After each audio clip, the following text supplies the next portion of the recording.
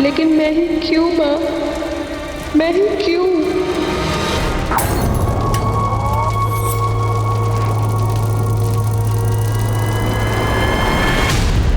एक शरीर राख हो गया, एक मासूम लड़की की जिंदगी मौत की गिरफ्त में समा गई। साल 2020 ने हमें कई नए मंजर दिखाए हैं और न जाने अभी और क्या क्या देखना बाकी है। लेकिन क्राइम अगेंस्ट वुमेन यानी कि औरतों के खिलाफ होने वाले अपराधों के मंजर आज हमारी जिंदगी में आम से हो गए। कहते हैं कि महाभारत का युद्ध इसलिए हुआ क्योंकि एक महिला की गरिमा को ठेस पहुंचाई गई थी।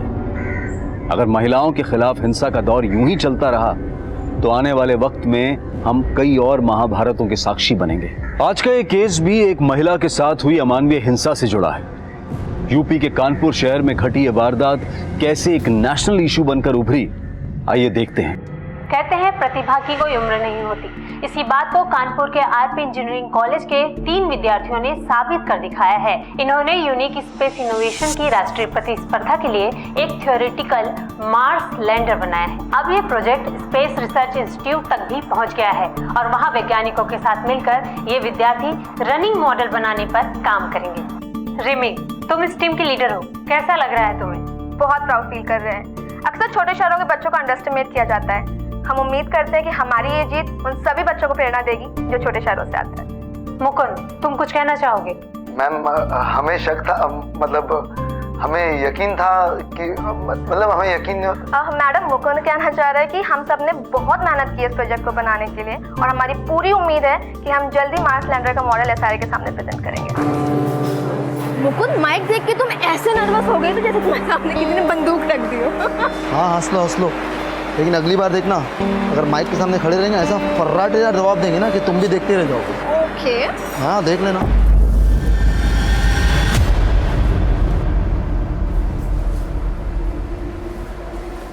हेलो, तुम ही जाओ, तुम्हारा दोस्त है, मेरा थोड़ी।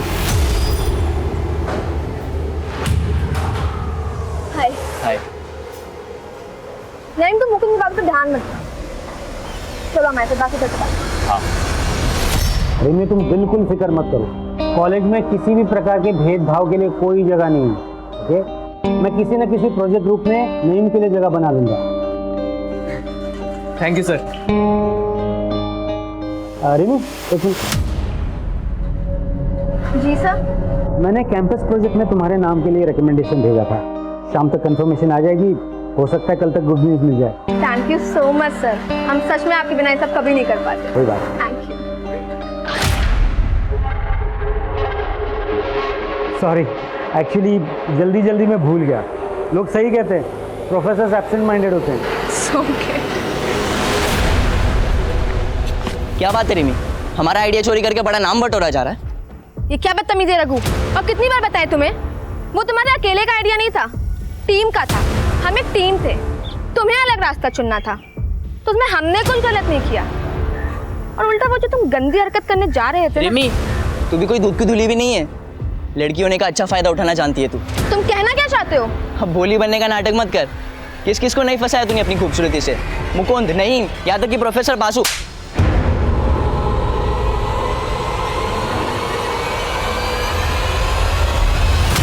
आई नहीं यार अब तक गोविंद। अबे आ जाएगी, सब्र रखो ना थोड़ा। आगे आगे आगे। सही लग रहे हैं? हाँ बिल्कुल, तुम जाओ बात करो। गोविंद का आशीर्वाद है तुम्हारे साथ, आज तुम्हारी सारी गोटियां फिट हो जाएगी। अबे रुको पंकज, गुस्सा देख रहे हो मैडम के नाक पे? आज हमारा क्या, साक्षात गोविंद का भी आशीर्वाद तुम्हारे काम नहीं आएगा। पेशेंस टेस्ट कर लिया यार लड़की ने।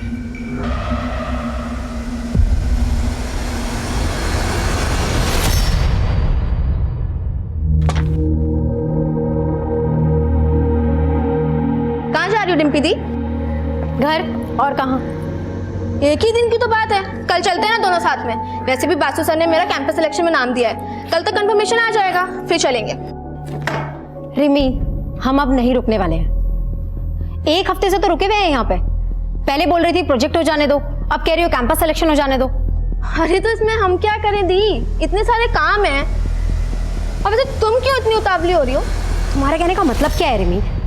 हम जानते हैं कि तुम्हारा नाम अखबार में आया है और तुम्हें 2-3 मेडल भी मिले, लेकिन इसका मतलब ये नहीं है कि तुम्हारा काम इंपॉर्टेंट है और हमारा नहीं। हमने ऐसा कब कहा दीदी? तुम्हारा कहने का मतलब तो यही था ना रिमी, तुम ये बताने की कोशिश कर रही हो कि तुम्हारे पास प्रोजेक्ट है और हमारे पास नहीं। ठीक है, तुमको जो भी समझना है समझो, हमें तुमसे बहस ही नहीं करनी है।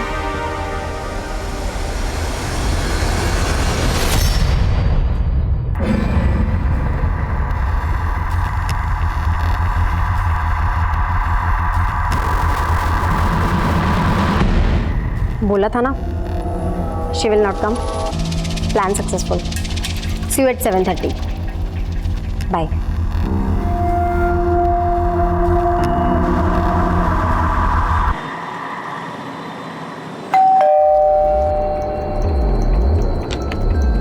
कौन है?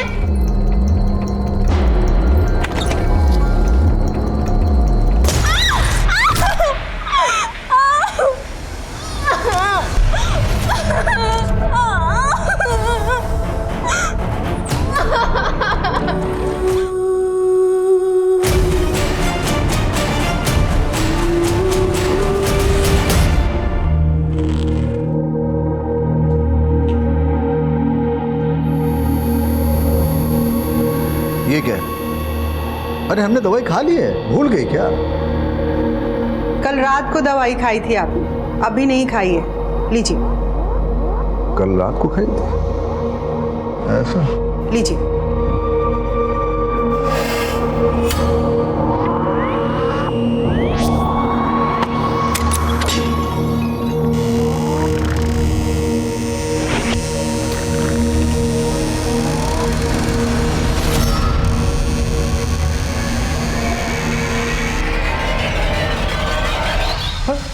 अरे डिम्पी, इतनी रात को बेटा?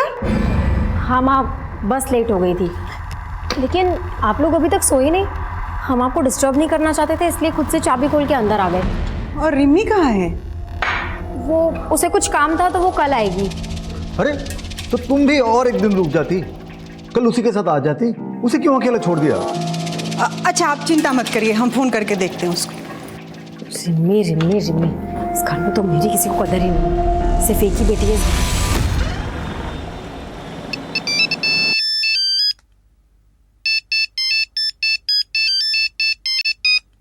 प्रदीप, हेलो।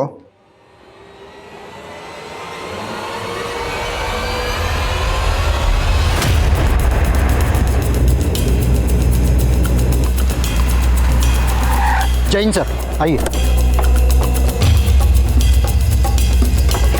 आइए। सर, लड़की का नाम रिमी गुप्ता है, उम्र 22 साल, आरके इंजीनियरिंग कॉलेज में पढ़ती थी। लड़की को यहीं पे इस घर में जला के मारा गया है। रिमी अपने बड़ी बहन डिम्पी के साथ यहाँ पे किराए पे रहती थी। फैमिली राजपुर में रहती है, यहाँ पे आने के लिए निकल चुकी है। और सर एक बात है, इसका फोटो अखबार में पिछले हफ्ते आया था, कोई कॉम्पिटिशन जीता था इसने। सर अजीब बात है, रिमी के स्टमक और थाइस के बीच की बॉडी को जलाया गया। कातिल का इसके पीछे मोटिव क्या हो सकता है? मोबाइल भी नहीं मिला। अशोक जी। जी सर। कुछ मिला? नहीं सर, बड़ी अजीब बात है सर, ना ही दरवाजे पे ना ही कहीं और घर पे कहीं एक भी फिंगरप्रिंट नहीं मिला है। किलर बहुत शातिर है। हाँ सर, लगता है बहुत ही सावधानी से उसने सारे फिंगरप्रिंट साफ कर दिए।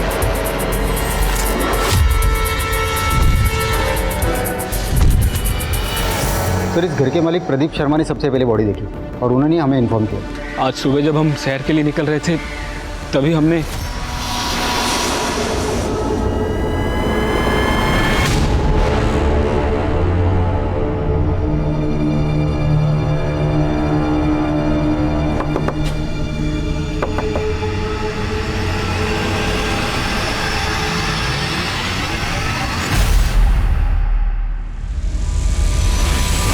हम कसम से नहीं जानते साहब, किसने किया ये सब। हमारा इसमें कुछ लेना देना नहीं है साहब। घबरा क्यों रहे? घबराता तो गुनहगार है। पुलिस, क्या हुआ यहाँ पे? रिमी कहाँ है? आप आगे मत जाइए, रुकिए। अरे आप हमें अंदर क्यों नहीं जाने? हाँ मैं बताता हूँ क्या हुआ, लेकिन आप अंदर नहीं जा सकते। अरे रुकिए, दीजिए ना। रिमी, रिमी,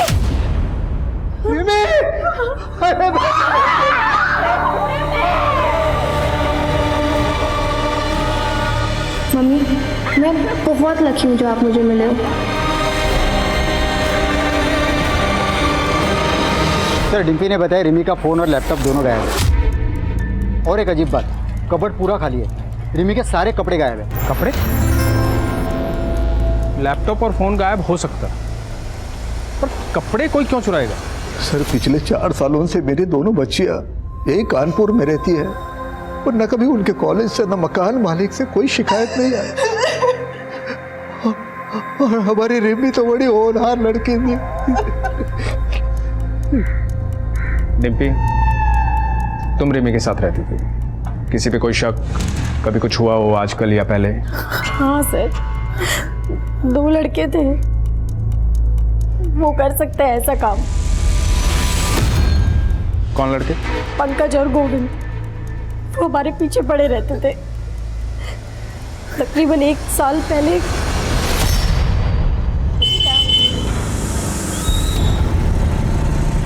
धूप में चलोगी तो ढल जाओगी, चलो हम छोड़ देते हैं।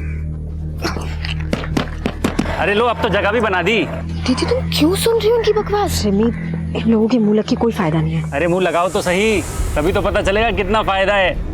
अच्छा, उतारू चप्पल, लगाऊं तेरे मुंह? चुपचाप निकल जाओ यहाँ से, वरना अभी पुलिस को कॉल करती हूँ मैं। निकलो। सॉरी मैडम, हम तो डर गए। अच्छा सुनो, प्लान में चेंज है। मीठी वाली को तुम रखो। पक्का रख ले? बिल्कुल रख लो। हम उन लोगों से इतना परेशान हो गए थे कि हमने वो मोहल्ला छोड़ दिया था, और जब हम यहाँ आए तो वो हमारा पीछा करते करते इस मोहल्ले तक आ गए। कहाँ रहते हैं पंकज और गोविंद, जानती हो? हाँ सर।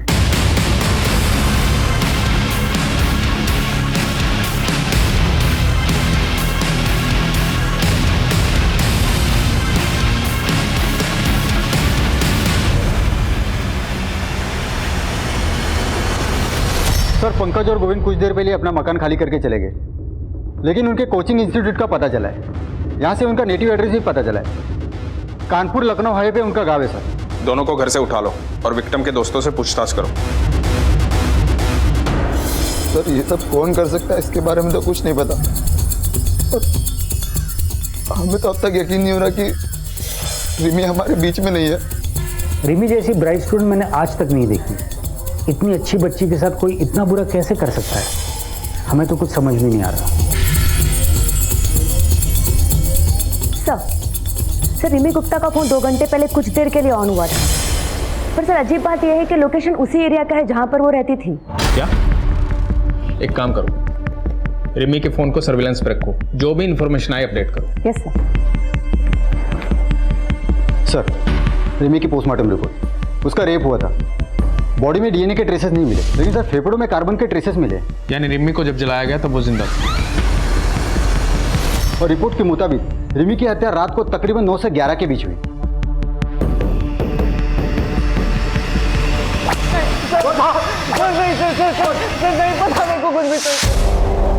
बोलो। सर मेरा उस लड़की से कोई लेना देना नहीं था, वो तो पंकज ही उसके पीछे पड़ा था। वो शाम को उसके घर पे भी गया था। सर आप उसी से पूछ लीजिए। आगे एक सवाल का जवाब नहीं देंगे। हमें यहाँ लाके ठीक नहीं किए, नौकरी जाएगी आपकी और इस हवलदार की भी। चाचा बड़े नेता हैं हमारे, आने दो उनको। वो फटकार मिलेगी, वो फटकार मिलेगी। चाचा और भतीजा नालायक, सच बोल। वो तो चाचा यहाँ नहीं अस्पताल में मिलने आएंगे। हम तुमको बहुत पसंद करते हैं रिमी, आई लव यू। पर हम नहीं करते। इतनी सी बात समझ क्यों नहीं आती तुमको? अब तक हम तुमको जितना परेशान किए ना, उन सबके लिए सॉरी। अगर तुम चाहते हो ना हम तुम्हें सच में माफ कर दें, तो हमको स्टॉक करना बंद कर दो बस। चलो जाओ। उसके बाद हम वहाँ से वापस आ गए, हमें नहीं पता फिर वहाँ क्या हुआ। चाचा के भतीजे। बोल, तुम दोनों ने मारा उसे, बोल। नहीं साहब, हमें कुछ नहीं पता साहब। ऐसे नहीं बोलने को।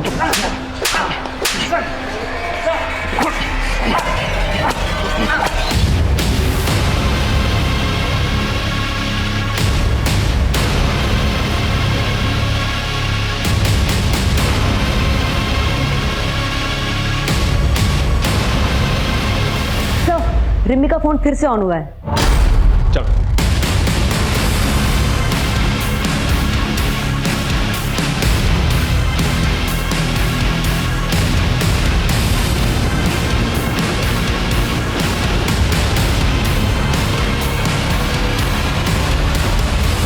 अरे पकड़ो इसे। अरे ये हमारा फोन है, फोन वापस दो। अरे रिमी दीदी का फोन अब हमारा है। अरे मेरा फोन है। पापा पापा इन्होंने मेरा फोन ले लिया है, आप इनको बोलो ना। ये मेरा बेटा दिमाग से थोड़ा कमजोर है, प्लीज इसे छोड़ दीजिए। ये रिमी का फ़ोन आपके बेटे के पास कैसे आया? सर आदित्य को मोबाइल फ़ोन चोरी करके इकट्ठा करने की आदत थी, पर उस दिन पापा पापा रिम्मी दीदी, रिम्मी दीदी।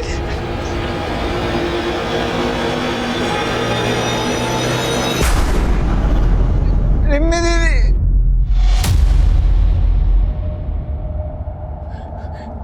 आदित्य बेटा तू घर जा, हाँ तू घर जा, बाहर मत निकलना। घर जा, जा, जा, जा, शाबाश, घर जा।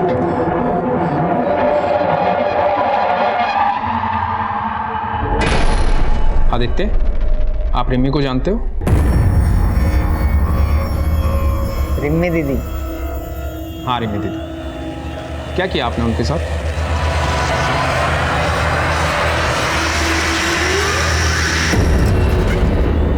शादी किया, रिम्मी दीदी के साथ शादी किया। क्या हुआ था उस दिन? किसने जलाया उसे? किसी को देखा था वहां?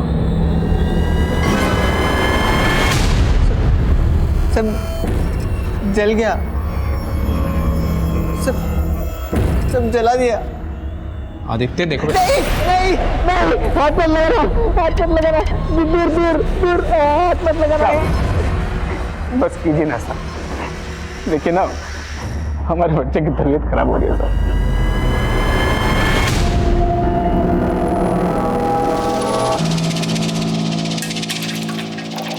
सर। आदित्य के पास हमें जितने भी मोबाइल मिले सब चोरी के थे। उसके पड़ोसी ने बताया कि पिछले 5 सालों में उनके घरों से कई मोबाइल चोरी हो गए। हम ये पता लगाने की कोशिश कर रहे हैं कि कौन सा मोबाइल किसका है। रिमी का फ़ोन अनलॉक हुआ? नहीं सर, हमने IT डिपार्टमेंट को बोला है।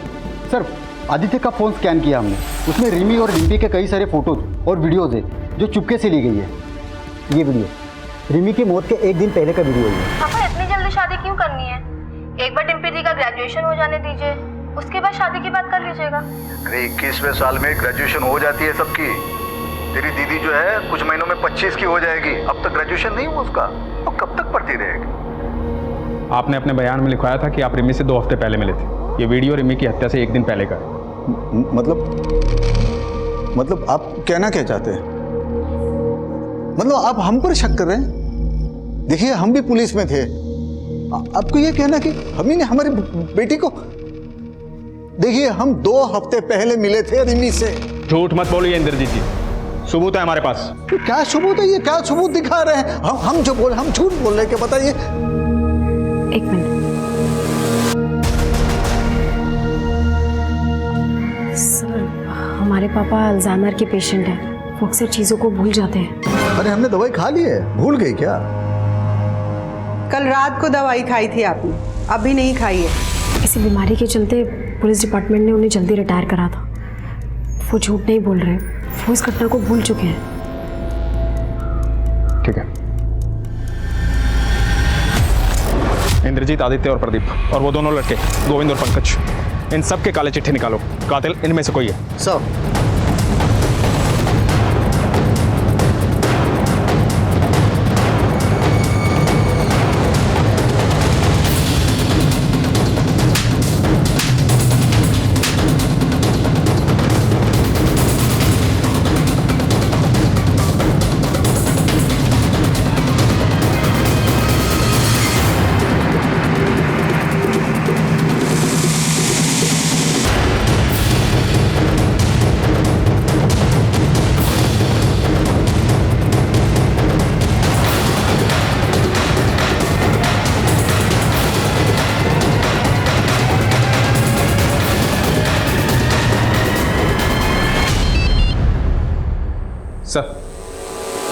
सर हम कोशिश कर रहे हैं सर।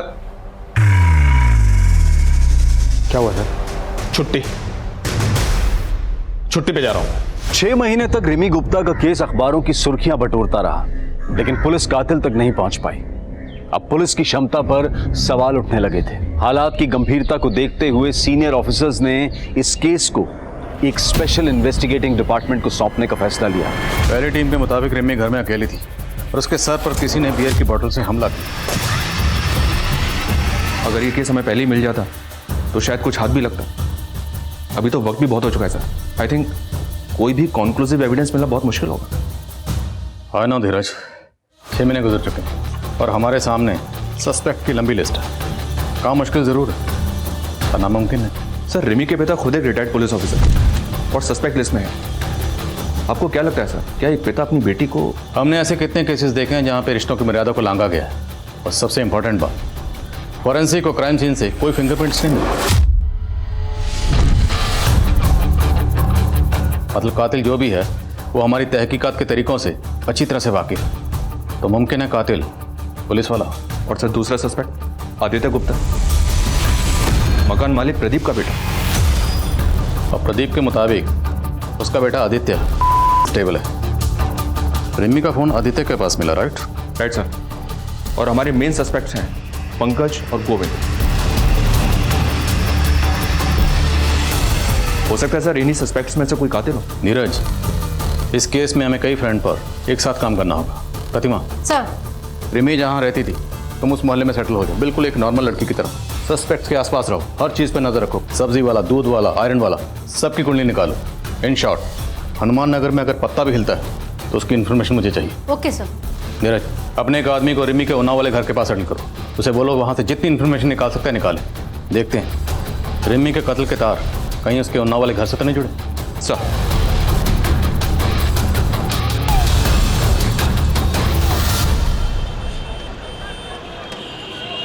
एक पिता अपनी बेटी को सपनों की ऊंची उड़ान उड़ता हुआ देखना चाहता था, लेकिन आज उसकी तस्वीर के सामने बेबस और लाचार खड़ा हुआ है। कभी खुद पुलिस डिपार्टमेंट का हिस्सा रहे इंद्रजीत गुप्ता आज अपनी बेटी को ही न्याय दिलाने के लिए दर दर भटक रहे हैं।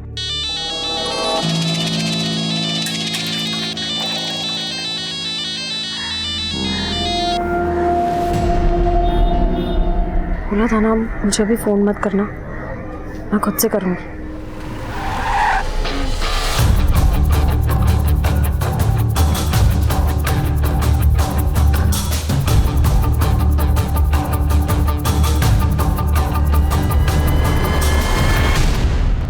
सर हम कौन सी नई बात बताए अब आपको? जो कुछ भी हमें मालूम था सब तो बता दिया। फिर भी कोई ऐसी बात जो आप लोग बताना भूल गए हो? कुछ भी, कोई भी छोटी बड़ी बात रिमी से जुड़ी हुई? सर, आदित्य हमारे लैंडलॉर्ड का बेटा अक्सर अजीब हरकतें किया करता था। पहले हमने इस बारे में कभी ध्यान से सोचा नहीं, लेकिन अब सोचते हैं तो लगता है कि अब क्या लगता है? ऐसा लगता है कि रिमी के लिए उसके अंदर एक जुनून और एक दीवानापन था। अरे डिम्पी, तू कब आई कॉलेज से? रिमी कहाँ है? ये लोग कौन? हमारे पापा अल्जाइमर के पेशेंट हैं, वो अक्सर चीज़ों को भूल जाते हैं।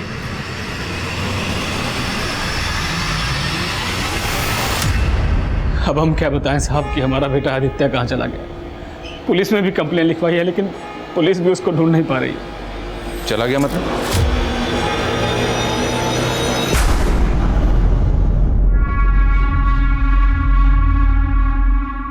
आदित्य बेटा यहाँ कहाँ बैठा है? अरे मैं तुझे पागलों की तरह कहाँ ढूंढ रहा हूँ। चल चल घर चल।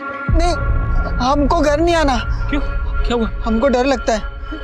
ओह, हम भी जल गए तो? नहीं, हम भी आएंगे। नहीं नहीं नहीं नहीं, कुछ नहीं, मैं हूं ना, मैं हूं। नहीं नहीं कुछ नहीं, नहीं, हमको नहीं आना, हमको घर नहीं आना। नहीं नहीं, हमको घर नहीं आना।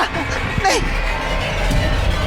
आदित्य, पता नहीं साहब, पूरा 1 महीना हो गया,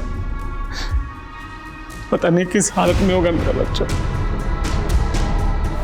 कहीं ऐसा तो नहीं कि प्रदीप ने खुद ही अपने बेटे आदित्य को कहीं छुपा दिया ताकि हमसे बचा सके उसे? ऐसा लगता तो नहीं है सर। 1 महीने पहले पुलिस कंप्लेन दर्ज करवाई थी उसने। आदित्य के पीछे खबरों को लगाओ। जी सर, मैंने इंद्रजीत की फैमिली के सभी मेंबर्स की कॉल डिटेल्स निकालने के लिए भी कह दिया। हो सकता है सर कोई पारिवारिक दुश्मनी का मामला हो, जवान लड़की थी, कोई प्यार व्यार का चक्कर हो।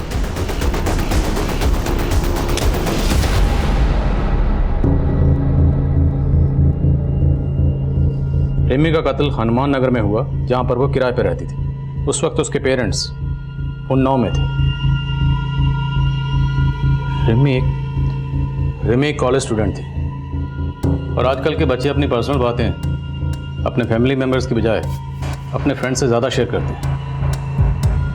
लेकिन पिछली टीम ने ना तो रिमी के किसी दोस्त के बारे में, ना टीचर के बारे में और ना ही कॉलेज के बारे में कोई इन्फॉर्मेशन नहीं दी। और मुझे लगता है कि तहकीकात का सबसे बड़ा लूप होल यही है।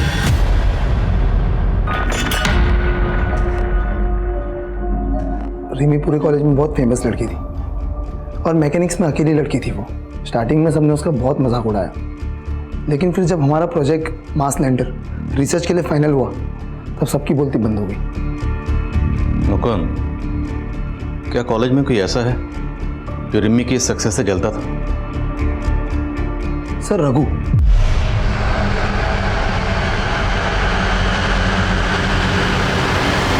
रघु रिमी से बहुत नाराज था। पहले वो भी हमारी टीम में था। मुकुंद, रघु हमें धोखा दे रहा है। उसने प्रोजेक्ट सबमिट भी कर दिया लेकिन हमारा नाम ही नहीं दिया है। What? हाँ। सर हमने तुरंत एचओडी को कंप्लेन कर दी। फिर उसके बाद हमारे मेल्स और रिसर्च दिखाए उनको। टीचर्स ने तो हमारे ग्रुप से निकाला और फिर सस्पेंड कर दिया। सर रघु काफ़ी गुस्से लड़का है। जब हमारी टीम को फर्स्ट प्राइज मिला वो भौंकला गया और उसने रिमी को धमकी भी दी। इसका बदला हम जरूर लेंगे। बहुत जले, अब तुमको भी जलाएंगे। पहले तुम्हारे गुरूर को तोड़ेंगे और फिर तुम्हें। तो ये बात तुमने पुलिस को क्यों नहीं बताई? सर वो रिमी की डेथ की वजह से हम लोग बहुत शौक में थे सर। रहता कहाँ है रघु? माना कि हम रिमी से गुस्सा थे, हमने उसे धमकाया भी था, लेकिन हमारा यकीन कीजिए सर, हमने रिमी को नहीं मारा। सिर्फ धमकाया? हम भी तड़पे हैं, अब तुमको भी तड़पाएंगे। नहीं सर, हमने रिमी को नहीं मारा है सर। हमारा यकीन कीजिए सर, हमने रिमी को नहीं मारा है। नहीं मारा है सर हमने। एक इन्फॉर्मेशन मिली है सर, ये रिमी की बड़ी बहन डिम्पी कुछ तो गड़बड़ कर रही है। सुना है सर कि इन दोनों बहनों के बीच काफ़ी अनबन रहती थी। मोहल्ले वालों ने बताया कि जिस रात रिमी का मर्डर हुआ था उस रात ये रिमी के घर को छोड़कर अपने घर चली आई थी और इसको छोड़ने के लिए कोई लड़का आया था। डिम्पी को छोड़ने को लड़का आया था? ये खबर पक्की है? जी हाँ सर, मैंने 2-3 पड़ोसी से कंफर्म किया है। उनका कहना है कि उन्होंने खुद अपनी आंखों से देखा था।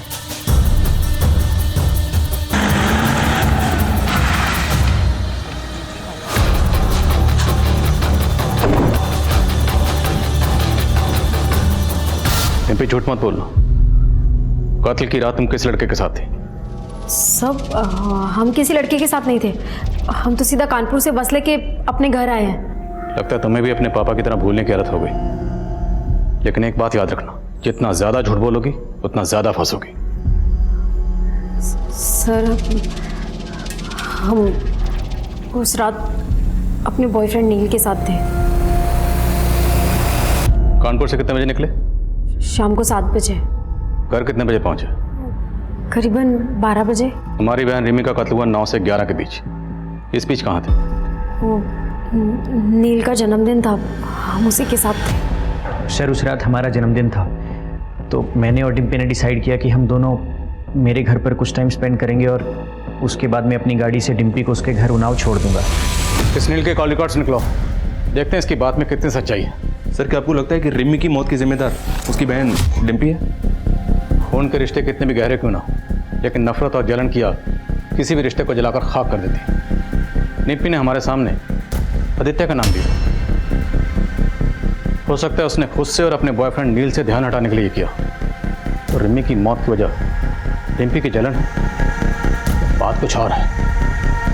पंकज और गोविंद पिछली टीम के ये प्राइम सस्पेक्ट थे, लेकिन इन दोनों का नाम भी डिम्पी ने लिया था। उठाओ इन दोनों। तुम्हारी वजह से हमें यहाँ बार बार लाया जा रहा है। हमें भी पता है तुम हमें दोस्त दोस्त बोल कर ना हमारे आगे पीछे काहे घूमते हो, समझे? अब ज्यादा जबान चलाई ना तो उखाड़ के जेब में डाल देंगे। क्या बोले बे? क्या करोगे बे? अबे एक तो गलती तुम करो, सदा हम भुगते हैं। हाँ सब तुम्हारी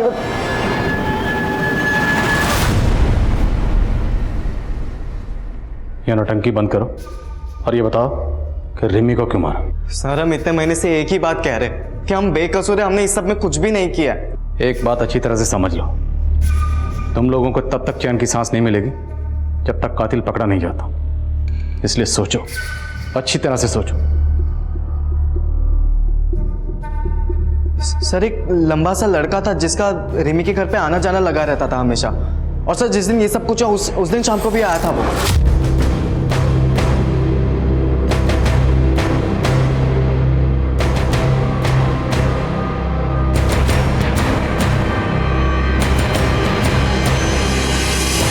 कौन था वो लड़का? सर हमें पता नहीं, लेकिन हमने ये बात पहले भी पुलिस को बताई थी, लेकिन किसी ने हमारी बात ही नहीं सुनी। स्केच बनवा सकते हो उसका? नहीं सर, मैं उसकी स्केच नहीं बनवा सकता। मैं उससे काफ़ी दूरी पे खड़ा था और उसका पीठ था मेरी तरफ, लेकिन सर वो लंबा था और उसके पास एक AKS ब्रांड की बाइक थी।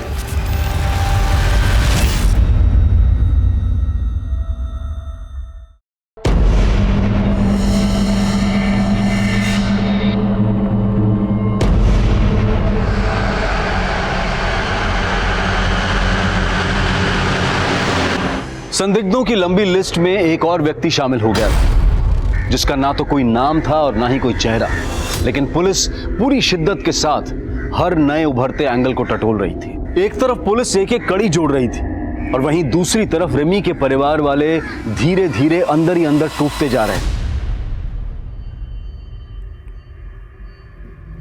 पापा, थोड़ा सा खाना खा लीजिए। नहीं खाना है हमें। तुम अगर रिमी को अकेला नहीं छोड़ के आती तो आज ये सब कुछ नहीं होता, लेकिन इसे आके उस लड़के के साथ आवारागर्दी जो करनी थी, छोड़ा ही हमारी रिमी को अकेला। इसी की वजह से हुआ है सब कुछ, इसी की वजह से। वो खाना खिला रही है हमें।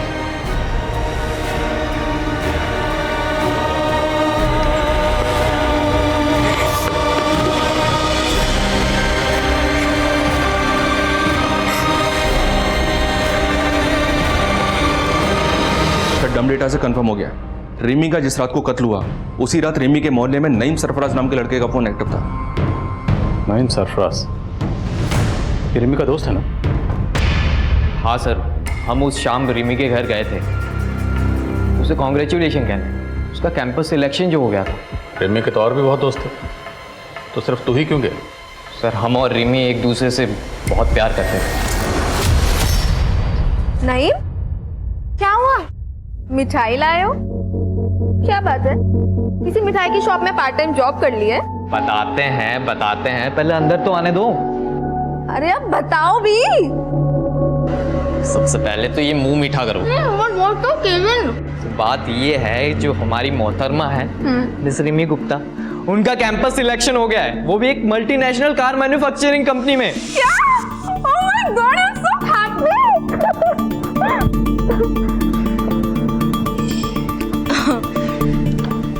थैंक यू बताने के लिए। चलो अभी तुम जाओ। सुन बे हीरो, अगर तू और झूठ बोलेगा ना तो यहाँ से नहीं निकल पाएगा। अब सच बोलेगा या हम सच बुलवाएं? सर हम सच कह रहे हैं।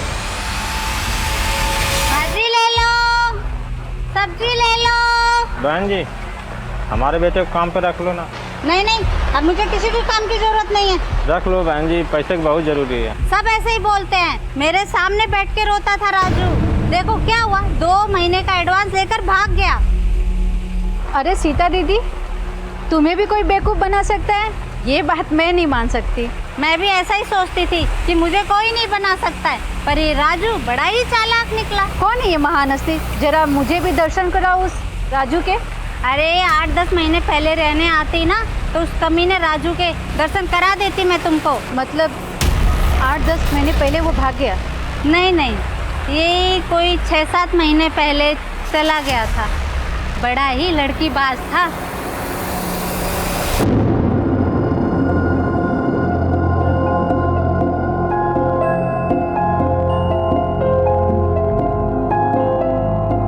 ए राजू, कहाँ जा रहा है? काम नहीं करना?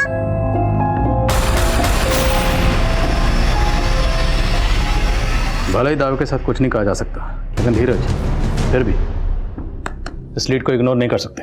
लेकिन सर, इस आदमी के बारे में हमें और कुछ नहीं पता है। ना कोई नंबर है, ना कोई एड्रेस है। डम डेटा के डिटेल्स में भी किसी भी प्रोफाइल से मैच नहीं करता। मोहल्ले के सब्जी वाले के अलावा किसी ने इसके बारे में कुछ नहीं बताया। प्रतिमा, तुम श्योर हो वो सब्जी वाली सच बोल रही है? सर इतने नामों को हमने टटोला, इस आदमी को भी टटोल कर देख लेते हैं। एक काम करो, कत्ल के 7 दिन पहले का डम डाटा निकालो, उसमें जितने भी प्रोफाइल्स हैं सारे प्रोफाइल से स्केच मैच करो, शायद कुछ मिल जाए। और मोहल्ले में भी सबको ये स्केच दिखाओ, शायद कोई क्लू मिले।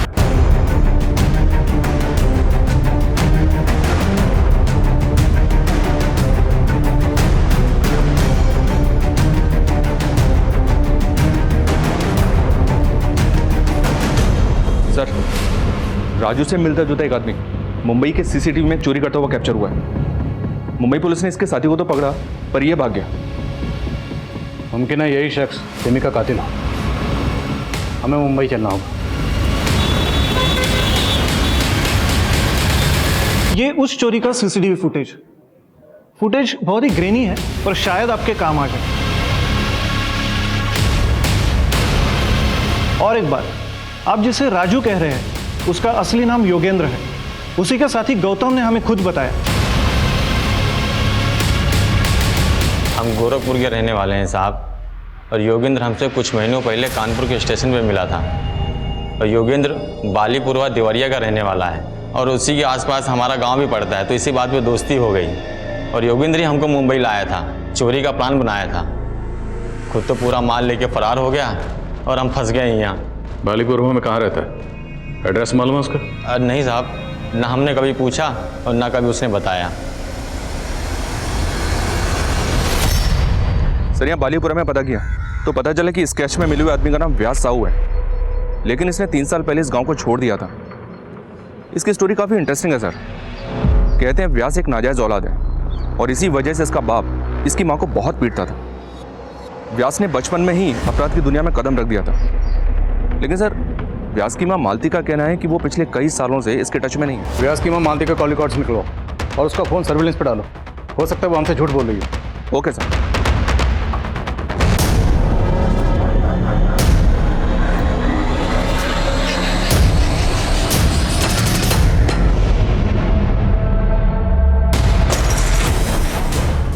सर, व्यास की माँ मालती को लखनऊ से एक नंबर से 3 बार कॉल आया है।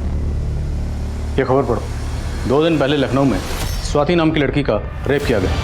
यानी कि योगेंद्र उर्फ राजू उर्फ व्यास शायद इस वक्त लखनऊ में? करेक्ट। लखनऊ पुलिस से कांटेक्ट करो, इससे पहले वो वहाँ से फरार हो। हमें से पकड़ना। सर, जिस नंबर से व्यास की माँ को कॉल आ रहे थे वो आपके एरिया में ही एक्टिव है। व्यास साहू आपके आसपास ही है।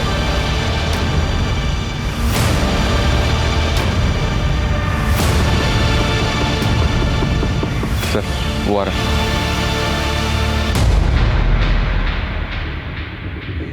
रुक, इधर आ। अरे आना। रुक।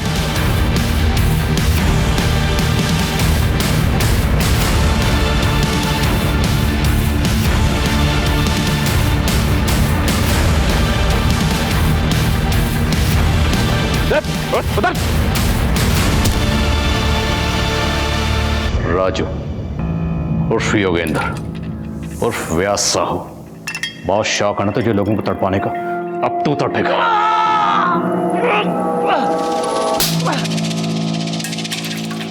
क्या बिगाड़ा था उन लड़के ने तेरा? क्यों मारा उन्हें? पता नहीं साहब, हमको मजा आता था। हम सोचे कि सब लोग अपने मन का करते हैं तो हम भी करेंगे,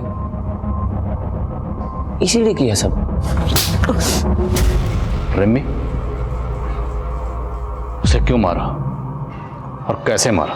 वो पसंद आ गई थी साहब हमको। एक दिन हम उस लड़की के घर के बाहर खड़े थे। हमने देखा कि उसकी बहन सामान लेके बाहर जा रही। चले गए साहब उसके घर में। कौन है?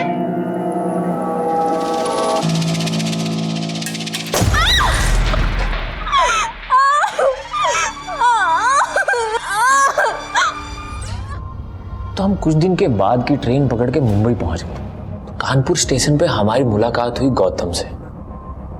हम दोनों ने मिलकर खूब चोरियां की साहब। तो जो कीमती सामान चुराता था उसका क्या करता था? वो तो हम लोकल चोर बाजार में बेच देते थे साहब। और वो लड़कियों के कपड़े वो क्यों चुराता था?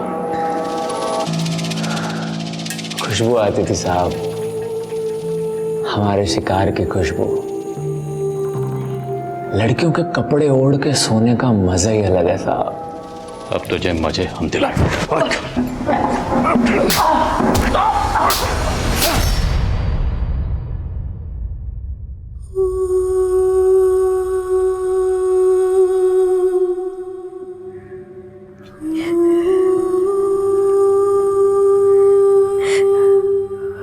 मुझे माफ कर दीजिए पापा।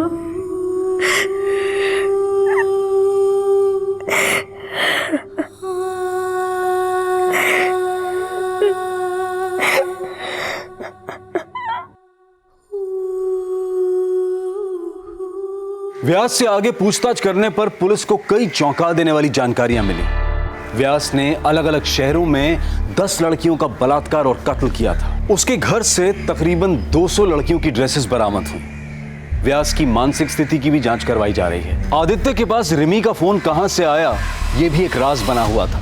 पुलिस का अनुमान था कि शायद भागते वक्त कातिल के हाथों से फोन गिर गया होगा और आदित्य ने आदतवश उसे उठा लिया होगा। रिमी जैसी होनहार लड़की के साथ जो हुआ वो काफी अफसोसजनक है।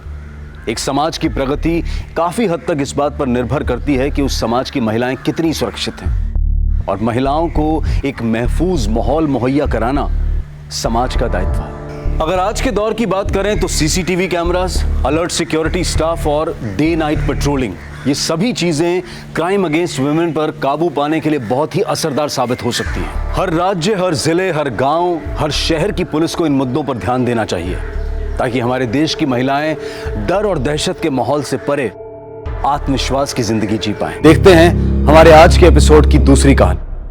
नमस्कार, आदाब। क्राइम पेट्रोल सतर्क के आज के एपिसोड में मैं अनूप सोनी आप सबका स्वागत करता हूं।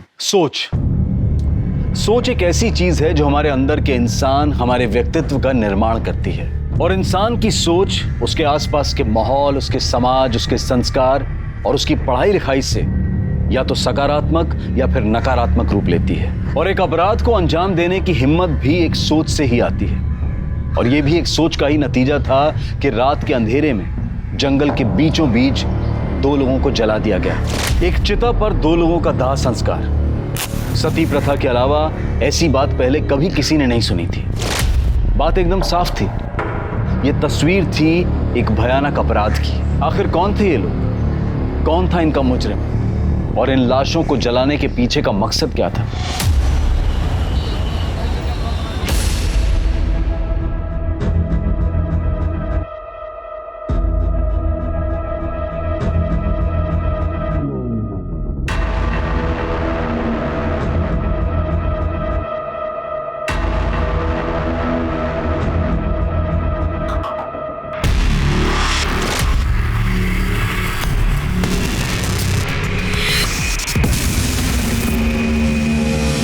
सर, ये मेरी बेटी प्रियंका कल रात से घर से गायब है, अब तक नहीं लौटी। आपका नाम? मैं सुरेंद्र सिंह, ये मेरी पत्नी है प्रतिभा। जी, मैं प्रियंका का मामा सुरेश। क्या लगता है आप लोगों को कहाँ जा सकती है आपकी बेटी? सर, प्रियंका खुद से कहीं नहीं गई है सर। मतलब? देखिए, जो भी बात है साफ साफ बताइए, क्या कहना चाहते हैं? जीजा जी, दीदी आप लोग बताते क्यों नहीं है कि आपके चेहरे पे ये चोट, ये निशान कैसे आया है? देखिए, डरने की कोई बात नहीं, साफ साफ बताइए बात क्या है। सर, ये लोग डर रहे हैं, अपनी बदनामी से डर रहे हैं। दरअसल प्रियंका को किडनैप किया गया है सर। किडनैप किया गया है? जब तक आप हमें डिटेल में नहीं बताएंगे हम आगे कैसे बढ़ेंगे? दीदी, जीजा जी आप लोग बताइए ना, आखिर आप लोग के सामने ही तो उसे किडनैप किया गया था ना। सर, कल शाम हम दोनों घर पे चाय पीते हुए बैठे थे, तब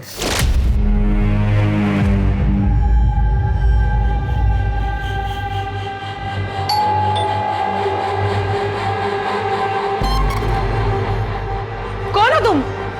अरे प्रियंका कहाँ है? तुम्हारी हिम्मत कैसे हुई यहाँ आने की? चल जाओ यहाँ से। उसकी शादी होने वाली है, मुझे पता है तुम प्रवीण हो। कौन हो उसे? इस जन्म में तो क्या, अगले 10 जन्म तक वो मेरी है। रवि, बाबा, उठ, बाबा सही कहते थे, तुम बिल्कुल मेरे लायक नहीं हो। निकल जाओ मेरे घर से। मैं अभी पुलिस को फोन।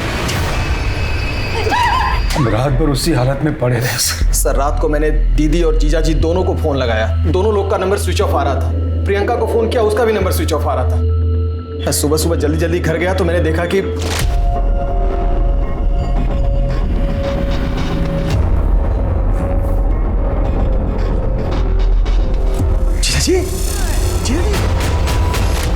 सर मैंने इन लोगों को कन्विंस किया कि चल के पुलिस कंप्लेन करें। वो लड़का है कौन? सर प्रवीण वर्मा नाम है उसका। सर सोशल मीडिया पर उसकी फोटो है सर, ये। आप लोग पूरे यकीन के साथ कह सकते हैं वो मंकी कैप वाला लड़का यही था? कहाँ से? प्रियंका के कॉलेज में एडमिशन लेने के बाद से इस प्रवीण ने उसका जीना हराम कर दिया।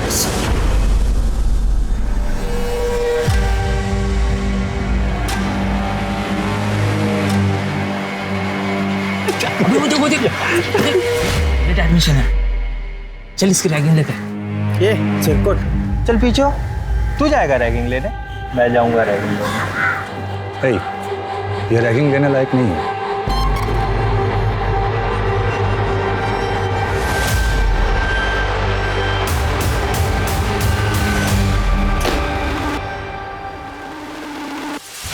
नाम क्या है तुम्हारा? नाम? प्रियंका सिंह। ए सब लोग सुनो रे, इधर इधर आओ। ये रहो, इधर आ, फोन कट, इधर आ। अरे इधर आओ ना, शर्माओ मत, मैं मिलवा रहा हूं सबसे। ये प्रियंका सिंह है, तुम्हारे भाई प्रवीण वर्मा की गर्लफ्रेंड। पहले तो इस लड़के ने जबरदस्ती मेरी बेटी को अपनी गर्लफ्रेंड बनाया और फिर धीरे धीरे उससे अपने झूठे प्यार में फंसा लिया सर। प्रियंका, तुमसे मैं अभी जो भी कहूं उस बात को बहुत ही सीरियसली लेना।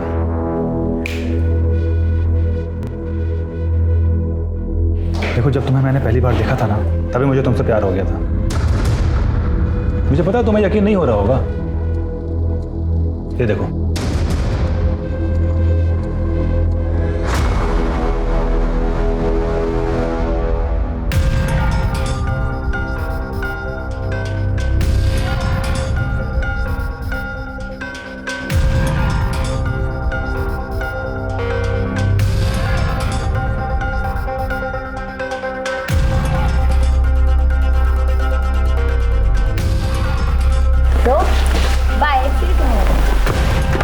प्रियंका,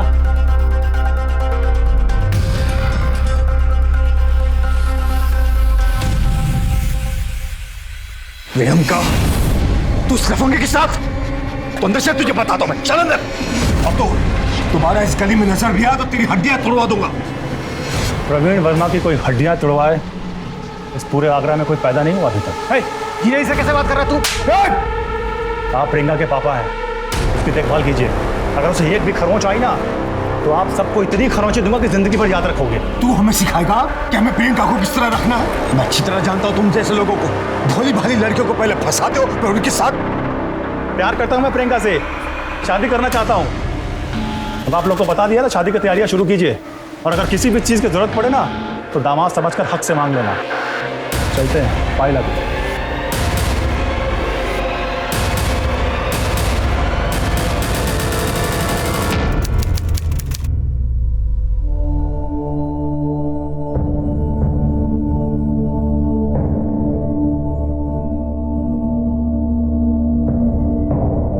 तुम्हें क्या लगता है बेटा, हम तुम्हारे दुश्मन हैं? पूछ लो अपनी माँ और मामा से बेटा। अगर इस दुनिया में हमें किसी की सबसे ज्यादा फिक्र है तो वो तुम्हारी है। अगर आपको मेरी इतनी फिक्र है तो मेरी शादी प्रवीण से करवा दो। कैसे करवा दो प्रियंका? वो लड़का तुम्हारे लिए ठीक नहीं है। और तुम्हें क्या लगता है मैंने उसके बारे में पता नहीं किया? तुम चलो मेरे साथ, तुम्हें भी उस बदमाश प्रवीण की सच्चाई पता चल जाएगी। आओ मेरे साथ, चलो अभी बता दो। चलो, इसे पहचानती हो ना? हाँ, ये तो मेरी कॉलेज का है, सुधीर। सुधीर, जो कुछ तुमने मुझे प्रवीण के बारे में बताया था, इसे बताओ। अंकल, मैं बता तो दूंगा, लेकिन मेरा नाम नहीं आना चाहिए। नहीं आएगा बेटा, डरो मत, बताओ इसे। प्रियंका, प्रवीण बहुत गंदा लड़का है, उसका 3-4 लड़कियों के साथ हमेशा अफेयर रहता है। नहीं मान रही हो तुम? सुधीर, इसे वो फोटो बताओ जो तुमने मुझे दिखाई थी।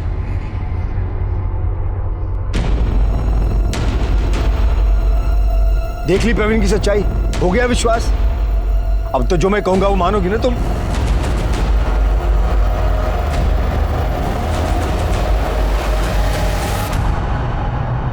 कृष्णा, बैठे रहो, वो खोलो। देखो भाई, एंगेजमेंट तो हमें बहुत जल्दबाजी में करनी पड़ी। तैयारी करने का, सजावट करने का मौका ही नहीं मिला। पर तुम लोग की शादी हम लोग धूमधाम से करेंगे। बिल्कुल कृष्ण बेटा, शादी की सारी जिम्मेदारी हमारी। एक काम करो ना, आज से ठीक 1 हफ्ते बाद अपने परिवार और दोस्तों को लेकर अग्रसेन हॉल्स ठीक 8 बजे पहुंच जाना, ठीक है? जी। प्रियंका के एंगेजमेंट के बाद हम सब बहुत रिलैक्स थे सर।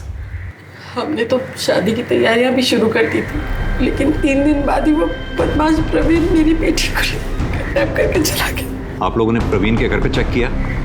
हमें उसका घर नहीं मालूम सर। कोई कांटेक्ट नंबर, कोई मोबाइल नंबर कुछ तो होगा आप लोगों के पास? नहीं पता सर।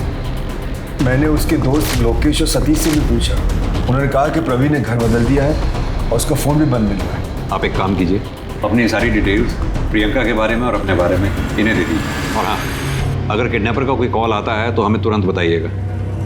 प्रियंका को हम जल्द से जल्द ढूंढने की कोशिश करें। Thank you sir. सबसे पहले इस प्रवीण वर्मा के बारे में पता करो। प्रवीण वर्मा, प्रियंका सिंह, दोनों की फोटोग्राफ हाईवे पुलिस और आसपास के पुलिस स्टेशन में सर्कुलेट करा दो और अपने खबरी नेटवर्क को भी एक्टिवेट करो। अच्छा, मुझे लगता है कि ये प्रवीण वर्मा अपने घर में ही छुपा हो। तो इसका घर का पता कॉलेज में जरूर होगा। ये कॉलेज स्टूडेंट यूनियन का प्रेसिडेंट है। जितनी जल्दी हो सके उसे वहाँ से अरेस्ट करो। मिश्रा, इससे पहले कि ये केस मीडिया के हाथ लगे, हमें जल्द से जल्द इसे सॉल्व करना होगा। अच्छा।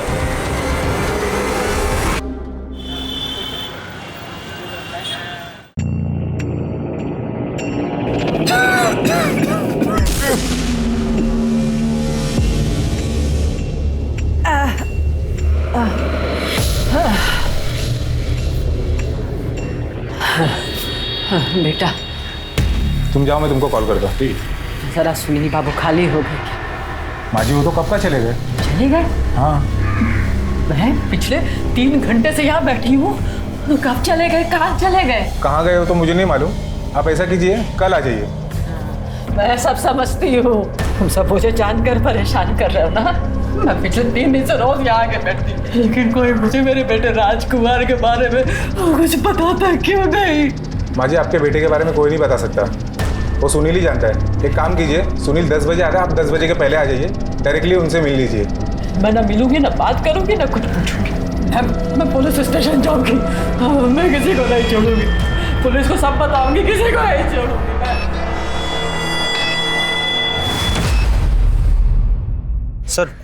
सर ये रहा प्रवीण का नया एड्रेस। एक बात बताओ, ये प्रवीण प्रियंका को किडनैप कर सकता है? बिल्कुल कर सकता है सर। वो प्रियंका को पाने के लिए कुछ भी कर सकता है। वो प्रियंका से बहुत प्यार करता है सर। इस प्रवीण का प्रियंका के अलावा किसी और के साथ कोई चक्कर, कोई अफेयर? सर प्रियंका के मिलने के पहले प्रवीण अलग ही लड़का था, बहुत सारे अफेयर्स थे उसके।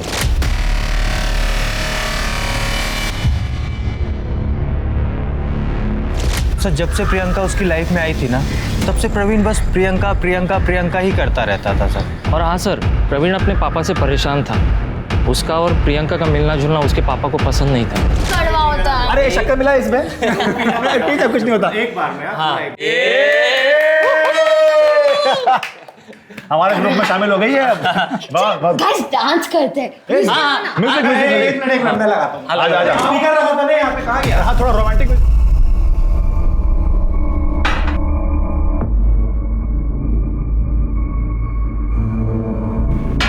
वाह वाह वाह, बस दारू और लड़कीबाजी करते रहो तुम।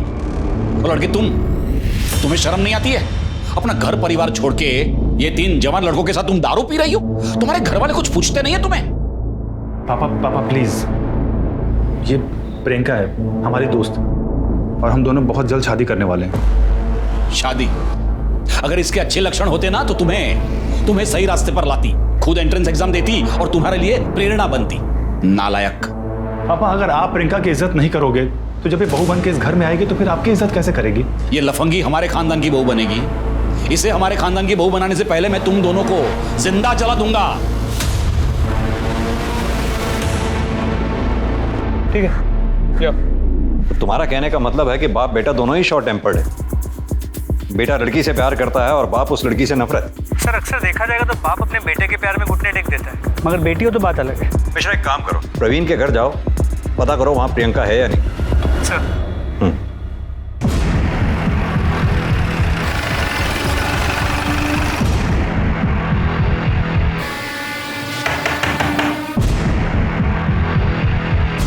प्रवीण वर्मा?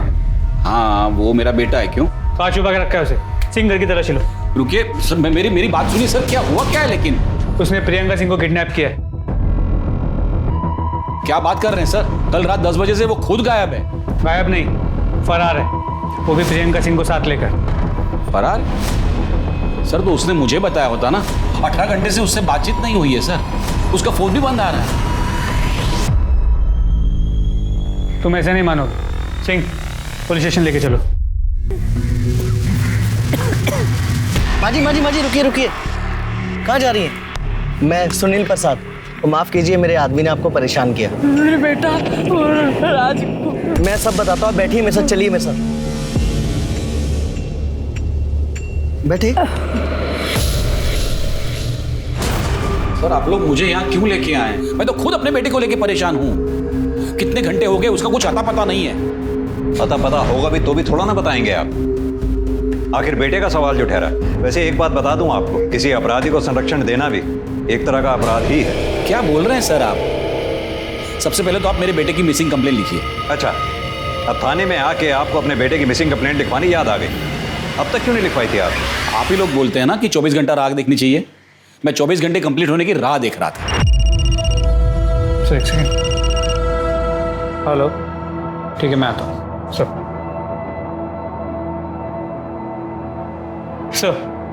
एक मिनट। सर जंगल में जिन 2 लाशों के अवशेष मिले थे उनकी सेक्स डिटर्मिनेशन डेट। एक बॉडी मेल है, एक फीमेल। सर मतलब फीमेल प्रियंका सिंह और मेल प्रवीण वर्मा हो सकते हैं। दीपेंद्र जी, आज सुबह जंगल से हमें 2 जली हुई लाशों के अवशेष मिले हैं, जिसमें एक मेल है, एक फीमेल। हमें शक है कि वो प्रियंका और प्रवीण की ही बॉडीज। क्या बात कर रहे हैं सर आप? आप ये कहना चाहते हैं कि प्रियंका को और मेरे बेटे को मारकर किसी ने जला दिया? किसी ने नहीं, आपने। क्योंकि आपको प्रियंका पसंद नहीं थी। पसंद नहीं थी तो क्या हुआ सर? मैं उसे मार डालूंगा सर, मैं अपने बेटे को मार डालूंगा।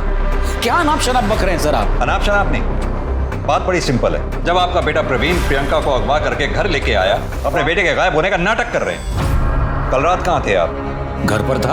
आप जंगल में नहीं गए थे? नहीं, गया था, लेकिन किसी ने मुझे करीबन 3 बजे फोन करके वहां बुलाया था। हेलो दीपेंद्र वर्मा, तुम्हारी जान बसती है तुम्हारे बेटे प्रवीण वर्मा में, और उसकी जान बसती है प्रियंका सिंह में। सही कहा ना मैंने? कौन बोल रहा है? क्या चाहते क्या हो तुम? मेरी बात ध्यान से सुनो और चुपचाप सिकंदरा के जंगल में आ जाओ, वहीं सब पता चल जाएगा तुम्हें। हेलो हेलो,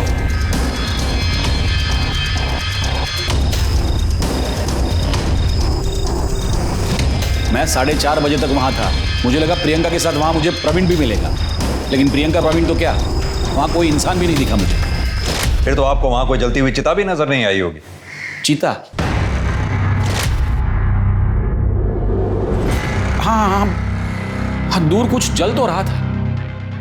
मतलब सर आप ये कह रहे हैं कि मेरे बेटे को उस चिता में किसी ने जला दिया? सर मेरी तो कुछ समझ में नहीं आ रहा है। लेकिन हमारी समझ में सब आ रहा है, क्योंकि आपको लगा कि पुलिस आपके मोबाइल के लोकेशन रिकॉर्ड्स निकलवाएगी, आपकी पोल खुल जाएगी, इसलिए आप हमारे सामने खड़े होकर ये फोन का नाटक कर रहे हैं। नहीं सर, मैं झूठ नहीं बोल रहा हूँ सर। ये आप मेरे मोबाइल में कॉल लॉग में देख लीजिए, नंबर, ड्यूरेशन, टाइम सब होगा इसमें। मिश्रा, इस नंबर की डिटेल निकलवाओ। सर मैं कहता रहा मेरे बेटे को कि दूर रहे। जब से ये लड़की प्रियंका मेरे बेटे के जीवन में आई है ना, उसके जीवन में ग्रहण लग गया है सर। कहना क्या चाहते हैं आप? सर मैं आपको प्रियंका की पूरी कहानी सुनाता हूँ।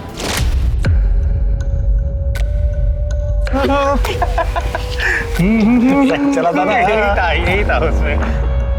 उसके बाद फिर क्या बोलता है वो कुछ बोलता है ना, क्या था उसका? तुम प्रवीण वर्मा हो? हाँ जी। स्टूडेंट यूनियन के प्रेसिडेंट हो? हाँ, कुछ काम था आपको? वो क्या है ना, मुझे बाहर कुछ सीनियर्स मिल गए थे और उन्होंने चैलेंज दिया था तुमको किस करने का। बाय। क्या कर रही थी? लाइव बन गई दोस्त। आपके कॉलेज में रैगिंग होती है प्रिंसिपल साहब, और रैगिंग में स्टूडेंट यूनियन के प्रेसिडेंट को किस करने को कहा जाता है। आप ही बताइए, ऐसे माहौल में मेरी बेटी सेफ कैसे रह सकती है? ये क्या हो रहा है? प्रवीण सच सच बताओ कि ये सच है।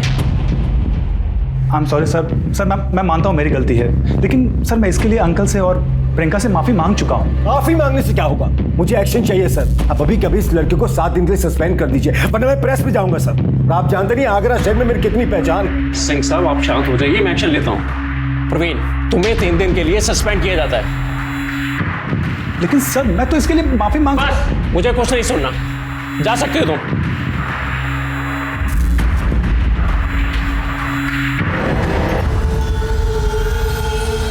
मुझे ना अभी 3 दिन कॉलेज कैंपस में कहीं नहीं आना चाहिए। भाई प्रिंसिपल ने तुझे क्लास में आने से मना किया, क्लास से रेस्टिकेट किया है। कैंटीन में आके समोसे खा सकता है, टेंशन मत ले, समोसे खा ले, पकड़। अरे खा ना, इतना क्यों सोच रहा है, खा ले, कुछ नहीं होता।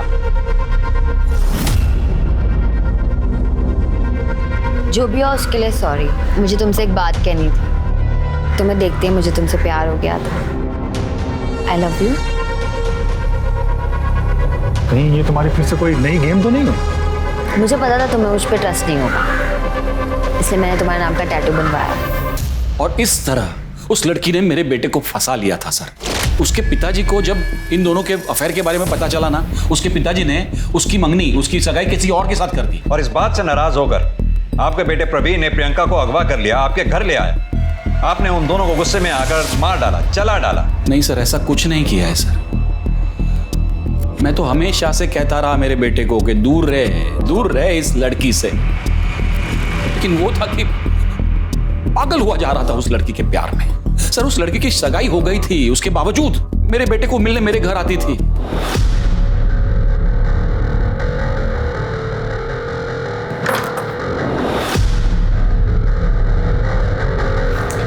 नमस्ते अंकल। नमस्ते छोड़ो, प्रियंका तुम्हारी सगाई हो गई है ना, फिर तुम प्रवीण को मिलने यहाँ क्यों आती हो?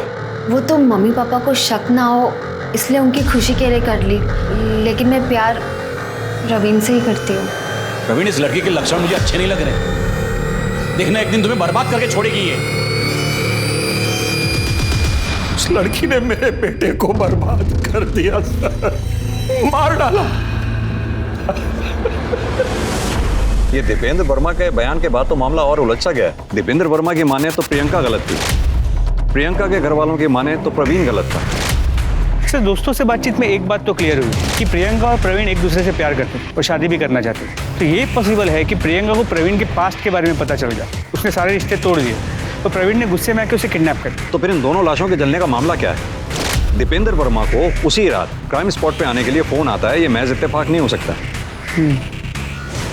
मिश्रा, कहीं ऐसा तो नहीं दीपेंद्र वर्मा को ये लगा हो कि उसको मोबाइल लोकेशन रिकॉर्ड से उसकी पोल खुल जाएगी, उससे बचने के लिए वो हमें ये कहानी सुना रहा हो? सर एक चांस ये भी है कि दोनों परिवारों के अलावा कोई और भी है जिसे प्रियंका और प्रवीण के रिश्ते से प्रॉब्लम हो सकता है। इस एंगल को भी खुला रखो और ये प्रियंका के मंगेतर के बारे में जानकारी निकलवाओ। जी सर। दामिनी, ये जंगल से जो हमें 2 लाशें मिली, इन दोनों का DNA टेस्ट कराओ और दोनों फैमिली से मैच करा के देखो। सर ये दीपेंद्र और उसके बेटे दोनों के कॉल रिकॉर्ड्स और मोबाइल लोकेशन रिकॉर्ड्स निकलवाओ। उस कॉलर की भी डिटेल्स निकलवाओ जिसने दीपेंद्र को जंगल में आने के लिए फ़ोन किया। जी सर, पर साथ साथ प्रियंका की फैमिली के सभी मेंबर्स के कॉल रिकॉर्ड्स और मोबाइल लोकेशन रिकॉर्ड्स भी निकलवाता हूँ। ठीक है। और एक बात, ये दीपेंद्र वर्मा को तब तक बैठा के रखो जब तक DNA रिपोर्ट ना आ जाए। सर। दामिनी, वो क्राइम स्पॉट से जो जला हुआ मोबाइल मिला था उससे कुछ रिकवर हुआ?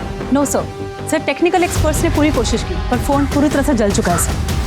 चिताओं को जलाने के लिए बहुत सी लकड़ियों की जरूरत पड़ी होगी। ये लकड़ियां कहीं से तो आई होंगी, पता करो ये लकड़ियां कहां से खरीदी गई हैं। अगर इसका भी पता चल जाता है तो इस केस को सॉल्व करने में बहुत मदद मिलेगी। Right sir.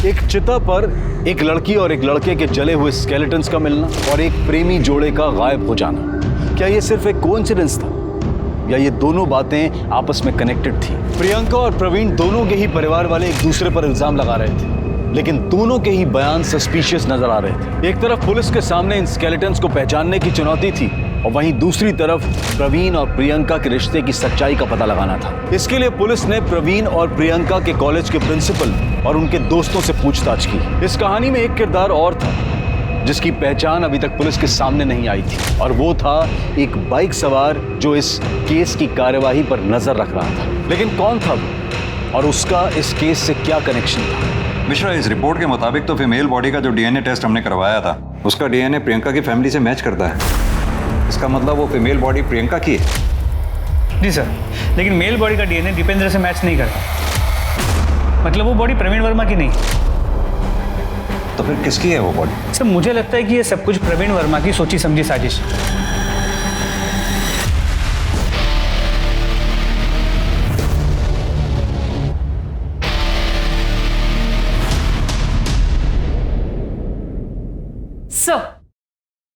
सर ये प्रियंका और प्रियंका की फैमिली की कॉल रिकॉर्ड्स आ गई हैं। और सर ये प्रवीण के पिताजी दीपेंद्र की। कुछ सस्पिशियस मिला इन दोनों में? सर बाकी के कॉल रिकॉर्ड्स तो क्लीन है सबके।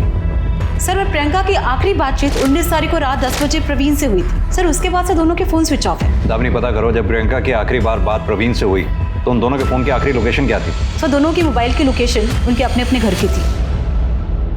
यानी कि प्रवीण जब प्रियंका को अगवा करने के लिए गया तो हो सकता है वो अपना फोन स्विच ऑफ करके अपने घर पे ही छोड़ गया हो। सर एक और बात, सर प्रियंका के कॉल रिकॉर्ड्स में एक नंबर मैंने हाईलाइट किया है। सर ये नंबर, सर इस नंबर पे प्रियंका की काफी बार बातचीत हुई पर कॉल की ड्यूरेशन काफी कम थी। किसका नंबर है? सर गुलशन शर्मा। सर मोबाइल कंपनी से मैंने इसके बारे में पता किया है। इसका फोन अभी तो स्विच ऑफ आ रहा है और जो रजिस्टर्ड एड्रेस है वो भी फेक है। सर मोबाइल कंपनी से मैंने इसकी फोटो मंगवा ली। सर ये दामिनी, सर पता करो ये गुलशन शर्मा कौन है और इसका प्रियंका से क्या लेना देना है। और हाँ, वो प्रियंका की बॉडी के अवशेष प्रियंका के घर वालों को हैंड ओवर कर दो। सर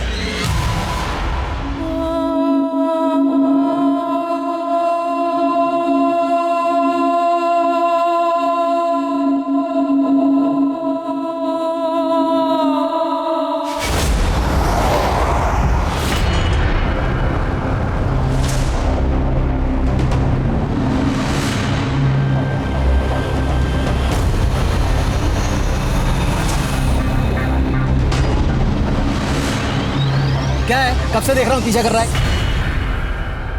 ए, क्या कर रहा तू?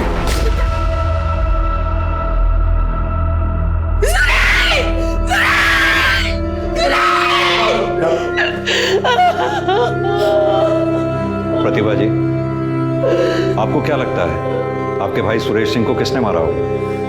कैसे बता सकते हैं? सुरेंद्र जी, क्या ये काम प्रवीण वर्मा का हो सकता है? हो सकता है सर, कुछ भी हो सकता है। वो लफंगा कुछ भी कर सकता है सर। इससे पहले कि वो हम दोनों को भी मार, आप उसे पकड़ लो सर, उसे पकड़ लो प्लीज।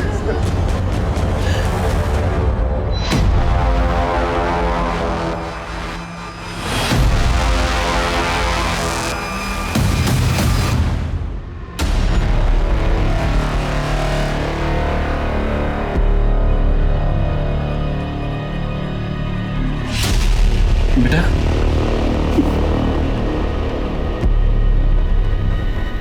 कहाँ चला गया था तू? इन लोगों को बता दे, तूने किसी को किडनैप नहीं किया है, तूने किसी का खून नहीं किया, बता दे इन लोगों को। सर पापा सच कह रहे हैं, मैंने किसी का खून नहीं किया, किसी का किडनैप नहीं किया है सर। अगर तूने कुछ नहीं किया तो फिर तू फरार क्यों था? सर मैं फरार नहीं था, मैंने तो प्रियंका से जो वादा किया था बस वही निभा रहा था।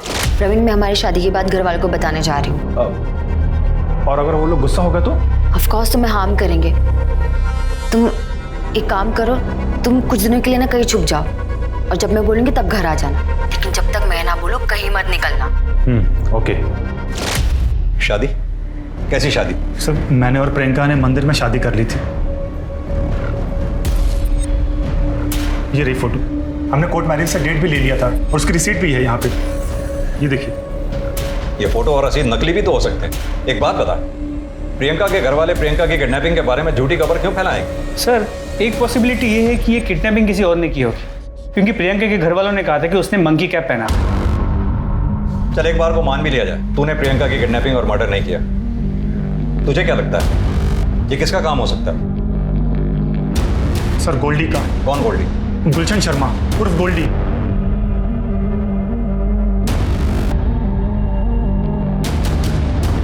ये क्या वो? हाँ मैडम, ये वही गोल्डी है। सर ये तो प्रियंका के पीछे पागलों की तरह पड़ा हुआ था।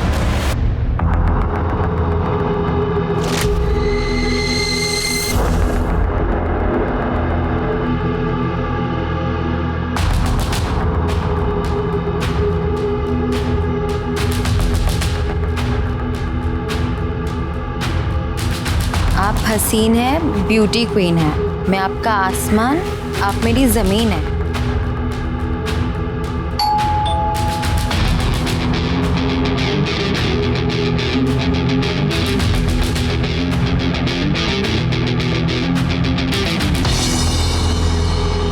टू माई लव प्रियंका, सिर्फ और सिर्फ आपका गोल्डी। कौन है ये गोल्डी और ये सामने क्यों नहीं आता ये? मुझे कैसे पता कौन है? होगा कोई सन की। अरे जिसे जानती नहीं उसका गिफ्ट क्यों एक्सेप्ट करना? चलो चलते हैं यहाँ से।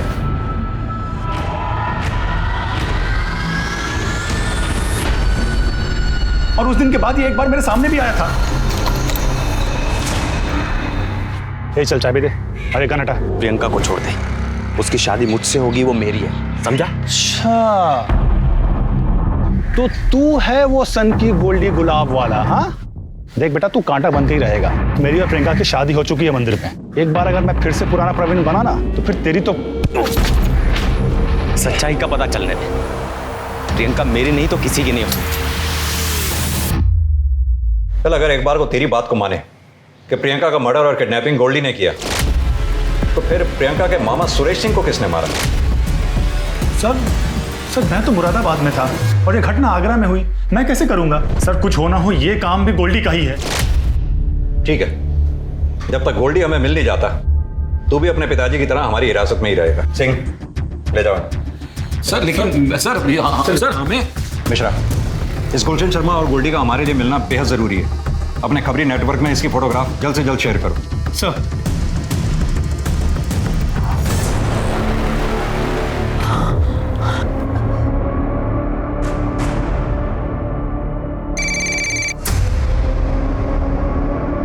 हाँ भाई बोल। अरे थोड़ा टाइम जाएगा ना। ठीक है, हाँ तू रेडी रख, मैं आ रहा हूँ। अरे बोला ना एक बार।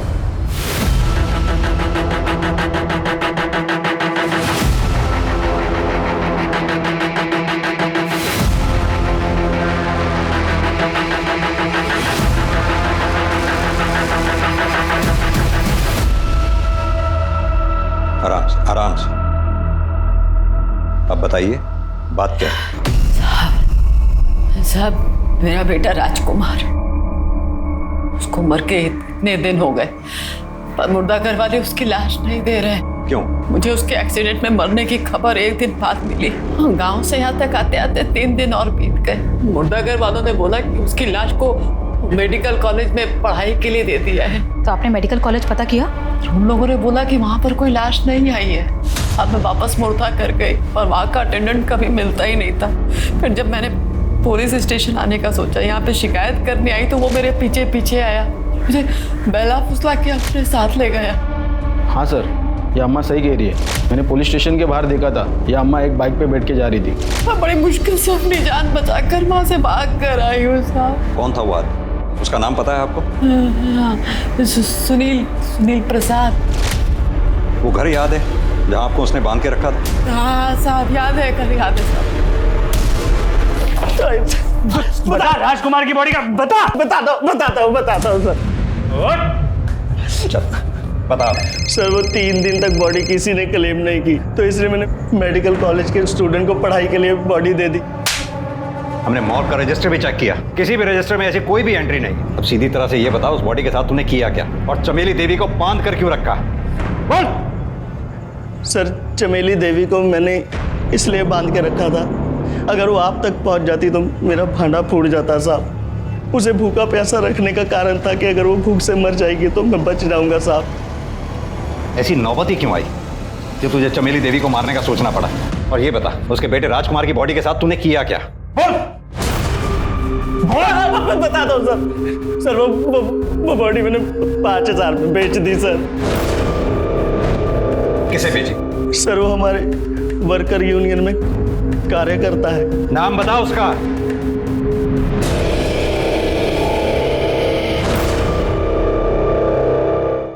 ये है वो सुरेश सिंह। जी सर। सर मांजरा कुछ समझ में नहीं आ रहा। प्रियंका के मामा सुरेश ने पहले प्रियंका का मर्डर किया और फिर एक बॉडी खरीदी जो हो सकता है राजकुमार की। दोनों बॉडीज को साथ में जलाया और अपनी बहन और जीजा के साथ यहाँ आकर प्रियंका की किडनैपिंग की केस लिखवाया। और ये सब कुछ हो जाने के बाद सुरेश का ही मर्डर हो जाता है। मिश्रा, मामला काफी पेचीदा होता जा रहा है, ठंडे दिमाग से सोचना होगा। ये मेल बॉडी के जो अवशेष मिले हमें, उनका डीएनए चमेली देवी के डीएनए से मैच करके देखो। अगर मैच होता है तो चमेली देवी को हैंड ओवर कर दो। सर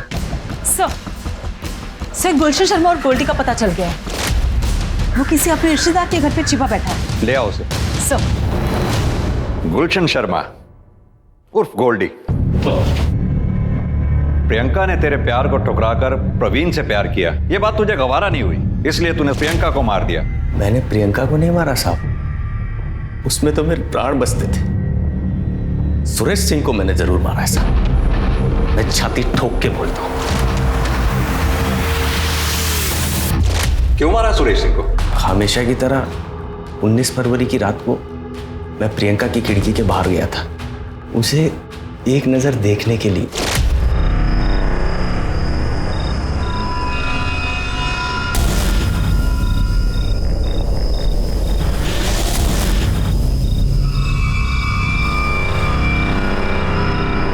उस वक्त तो मैं वहां से चला गया, लेकिन प्रियंका गाड़ी में ऐसे बैठी